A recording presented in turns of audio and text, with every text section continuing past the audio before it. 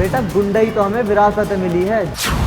जिन हथियारों से तुम खेल रहे हो ना, उन हथियारों से हमने खेल के छोड़ दिया बचपन में।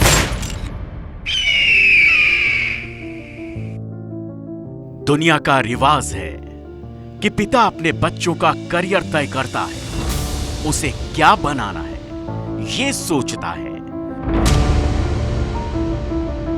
लेकिन गैंगस्टर अतीक अहमद ने अपने बेटे के लिए जुर्म का रास्ता चुना। जुर्म की दुनिया में उसका करियर तैयार किया और अतीक ने बचपन में ही अपने बेटे को कॉपी किताब की जगह जुर्म की तहरीर थमा दी।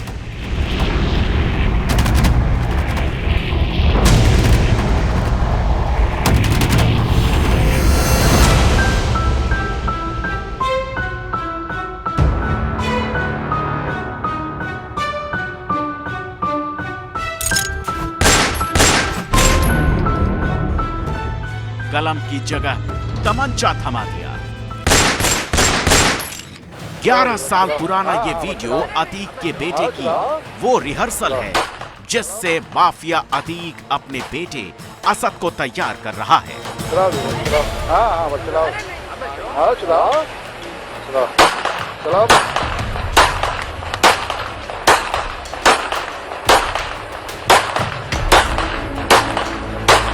दस साल का असद अपने मामा इमरान की शादी में तमंचे से गोलियों की बरसात कर रहा है।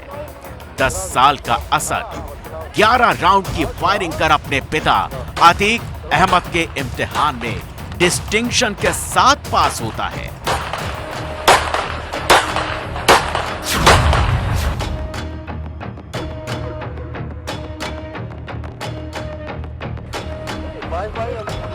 जुर्म की दुनिया में अपने 10 साल के बेटे को निडर बनाता माफिया अतीक उसे शाबाशी दे रहा है।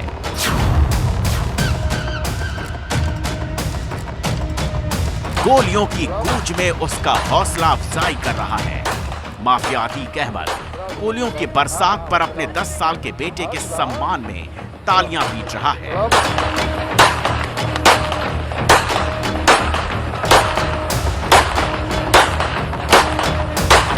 अतीक ने बचपन में ही अपने बेटे का करियर प्लान कर दिया था कि वो बड़ा होकर उसका बेटा डॉन बनेगा, लोगों का खून बहाएगा, पिता के ही नक्शे कदम पर चलेगा। और जैसे जैसे अतीक का बेटा बड़ा होता गया, उसने जुर्म की दास्तान में खूनी फहरिस्त लिखनी शुरू कर दी।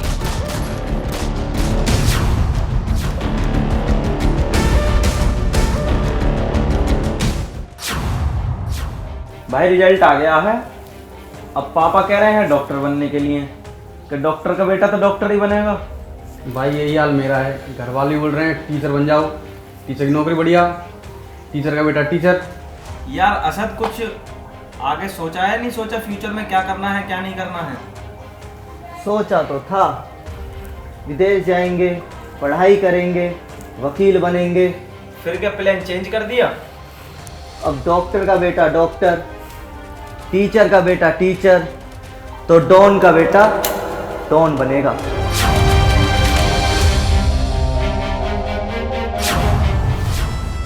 वकील बनने की तमन्ना लिए कभी अतीक का बेटा असद विदेश पढ़ने की ख्वाहिश रखता था, लेकिन गैंगस्टर पिता और बदनाम कुनबे के कुकर्मों ने असद को कानून की किताबों की जगह जुर्म की पोथी थमा दी और पढ़ाई में टॉपर माफिया अतीक का बेटा असद बाप के राह पर टॉप शूटर बन गया।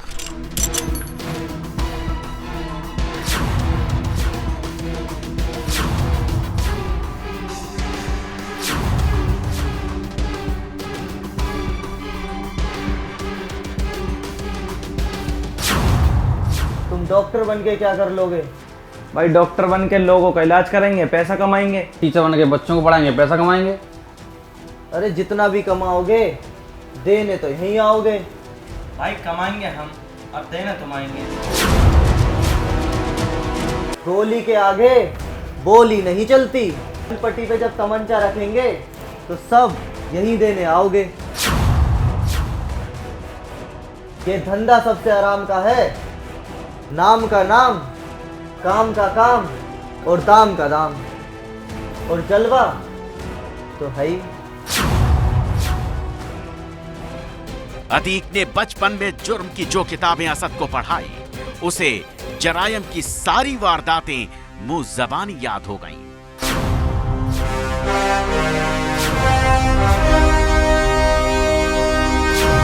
असद 21 साल का हो चुका था और अब वो जुर्म के दुनिया में अपनी दहशत कायम करने के लिए घर से कदम निकाल चुका था।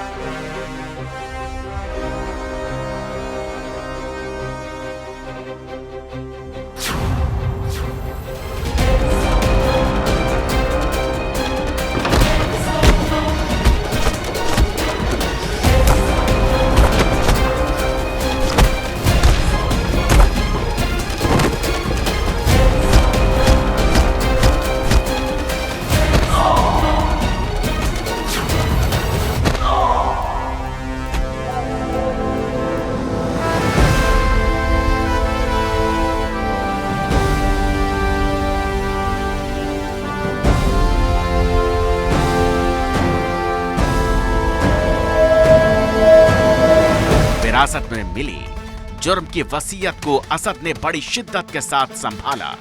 अतीक अहमद ने अपने बेटे को विरासत में कॉपी कलम की जगह बंदूक दी।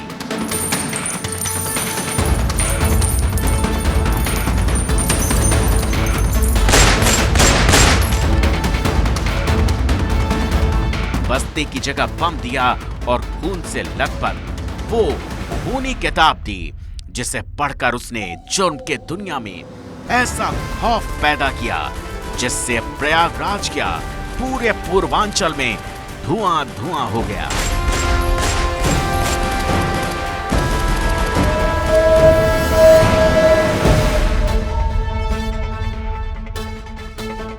जेल में कैद पिता माफिया अतीक अहमद का बदला लेने के लिए असद ने दुश्मनों पर बंदूकें तानी। जो उसके सामने आया उसे हटा दिया।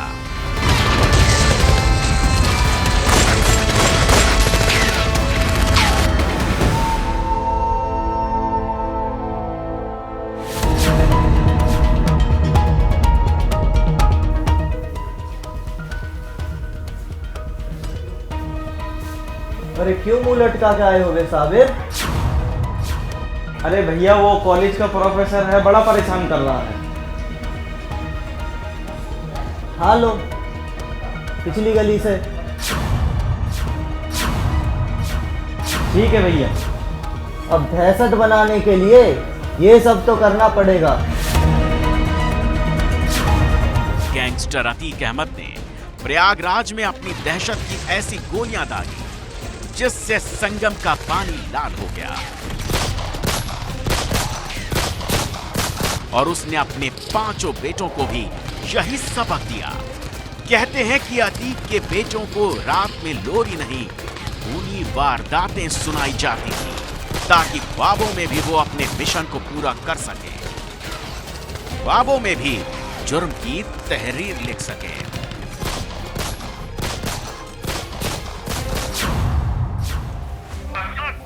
जी अब्बा। कहाँ? घर हूँ अब्बा। सुनो, जी। साजिद से मिलो। ये आसमान बड़ा उड़ रहा है, थोड़ा ठिकाने लगाओ इसको। जी अब्बा। ठोक दूं क्या इसे मैं? सुनो सर, जी अब्बा। घोड़े को नाखून बनने से पहले ही काट देना चाहिए ठीक है अब्बा। ताकि आगे दिक्कत ना करे। ठीक है अब्बा। पिता अतीक के दिए गए आदेश पर असद जुर्म की दुनिया में अपनी दहशत कायम करने लगता है और अतीक का नाम फिर से दहशत की दुनिया में गूंजने लगता है। माफिया अतीक का बेटा असद उसके ही नक्शे कदम पर चलने लगा। अतीक की तरह ही उसने शहर, गली, मोहल्ले में अपना दबदबा बनाना शुरू कर दिया। अपने बाप गैंगस्टर की तरह ही असद अब प्रयागराज से निकलकर प्रदेश में अपना नाम बनाने में जुट गया। असद ने भी ठेकों पर कब्जे करने शुरू किए। उगाही के धंधे से अपनी जेबें भरी। असद भी अतीक की तरह ही बड़े बड़े ठेकेदारों को धमकाने लगा।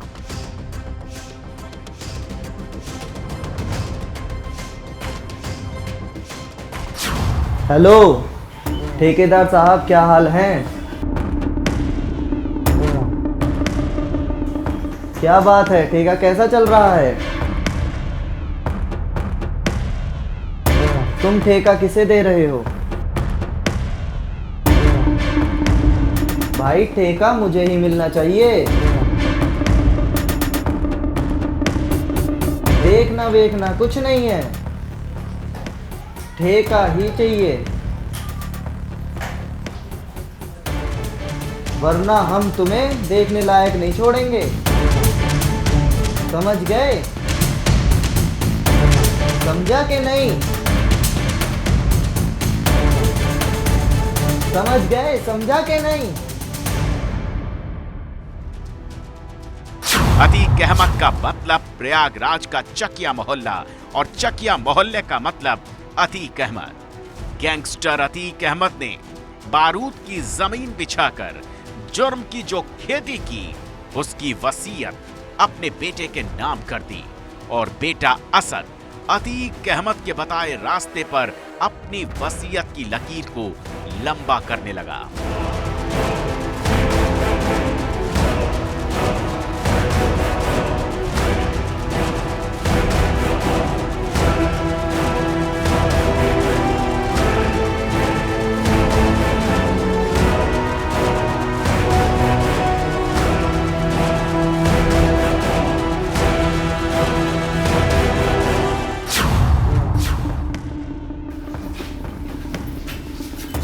छोड़वा दो इनसे। जोड़े से हट। छोड़वा दो। लगवाओ फोन इसके बाप को।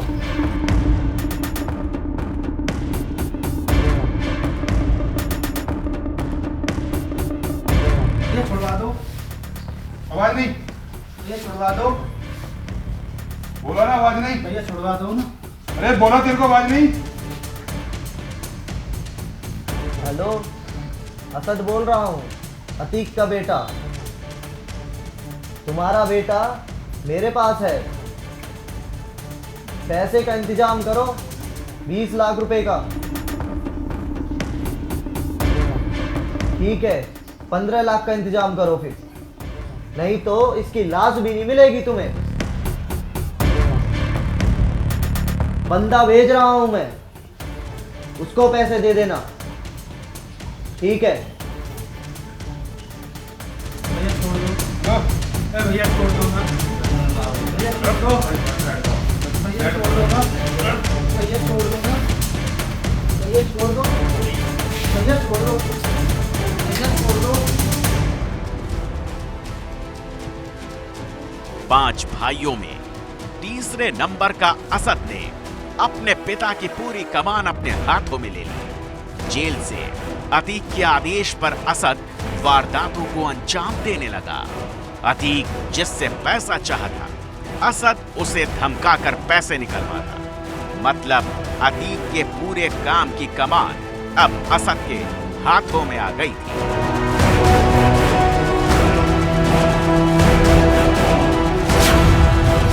हेलो, अतीक का बेटा बोल रहा हूँ असद। अब्बा ने काम बोला होगा 50 लाख रुपए के लिए। ठीक है, लड़का भेज रहा हूं, उसे दे दीजिएगा। और सब ठीक है।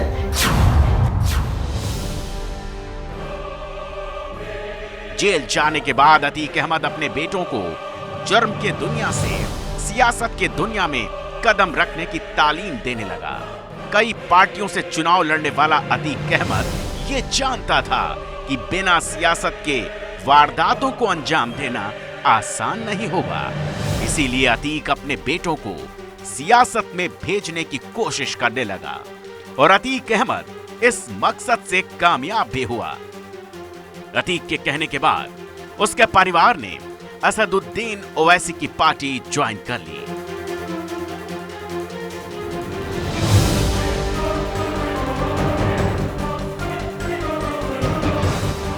हेलो जी अब्बा, जी अब्बा, जी अब्बा। मम्मी के साथ जाकर कल सारा पार्टी यूज कर लो। ओवैसी जी की? हाँ जी अब्बा।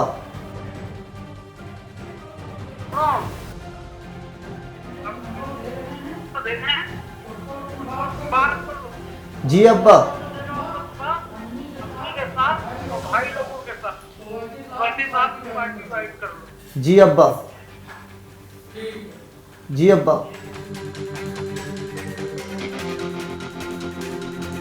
राजनीतिक संरक्षण में आने के लिए कई पार्टियों में रहने वाला अतीक अहमद मुस्लिम कार्ड खेलकर जेल से अपने परिवार को असदुद्दीन ओवैसी की पार्टी AIMIM ज्वाइन करवा देता है और असदुद्दीन ओवैसी माफिया अतीक के परिवार को सीने से गले लगा लेता है। कि जिस किसी पॉलिटिशियन का नाम प्रज्ञा होगा, अजय होगा, कुलदीप होगा, संगीत होगा, सुरेश होगा, कपिल होगा, वो लोकप्रिय नेता होगा। और जिसका नाम अतीक होगा, जिसका नाम शहाब होगा, जिसका नाम मुख्तार होगा, वो बाहुबली हो जाएगा। ये रियलिटी है, इसको आप इनकार नहीं कर सकते। और अगर अतीक अहमद मुजफ्फरनगर कांड से पहले अगर कोई प्रोवोकेटिव स्पीच देते और गोरखपुर में कोई और भाषण दे देते और उसके बाद गड़बड़ हो जाती, तो हो सकता या फिर उनका उस समाज से ताल्लुक होता जिसके पास सत्ता है, तो यकीनन उनके खिलाफ भी केसेस विड्रॉ हो जाते। माफिया अतीक का परिवार ओवैसी की पार्टी में सक्रिय हो जाता है। डॉन अतीक अहमद के बेटे ओवैसी के साथ मंचों पर नजर आने लगते हैं। गैंगस्टर अतीक अहमद के बेटे ओवैसी की मौजूदगी में मंचों से तकरीर करने लगे। ये कहते हैं वो आज भी कि हम वफादार नहीं है, तो जैसा का मेरे वालिद ने कहा और मैं भी कह रहा हूं कि बना दो एक ब्रिगेड, बना दो एक बटालियन। पाकिस्तान तो कुछ भी नहीं है, दे दो हमें उसमें हिस्सेदारी, ले चल के खड़ा कर दो चीन के बॉर्डर पर।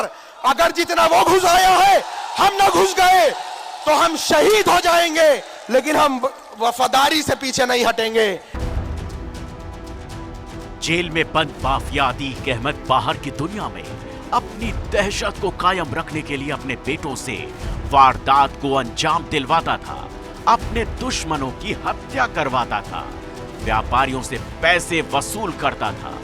गैंगस्टर अतीक इस बात को बहुत अच्छे तरीके से जानता था कि अगर वर्चस्व कायम रखना है तो इलाके की हवा में बारूद का घुलना जरूरी है। शहर के माहौल में तनाव रखना जरूरी है। अपने नाम और दहशत को जिंदा रखने के लिए माफिया अतीक अहमद अपने बेटों को जुर्म की दुनिया में पूरी तरह से लॉन्च कर देता है।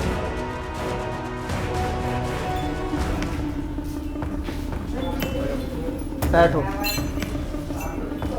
आओ भाई बैठो। अब्बा, हाँ ये लोग आ गए हैं, ठीक है। अब्बा का फोन आया था, धर्मवीर से पैसे लेने हैं। ठीक है भाई, कोई बात नहीं, हम ले लेंगे उससे, कल ले लेंगे। वो बात का लोड नहीं ले रहा है। कोई बात नहीं भाईजान, वो लोड नहीं ले रहा है, उसे हम लोड कर देंगे। गैंगस्टर अतीक अहमद की गैर मौजूदगी में पूरी गैंग को संभालने का काम माफिया अतीक की पत्नी शाइस्ता परवीन करती थी।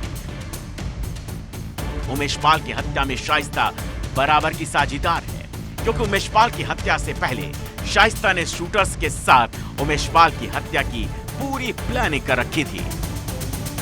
दद्दी का फोन आया है, तुम्हें कुछ काम बताया है, इन्हें इधर जाना है, तुमको उधर और इनको इधर। कोई बात नहीं भाभी, अब परेशान ना हो, हम देख लेंगे, उसकी टेंशन आप न लो, आपका काम हो जाएगा, कोई दिक्कत वाली बात नहीं है, हम देख लेंगे।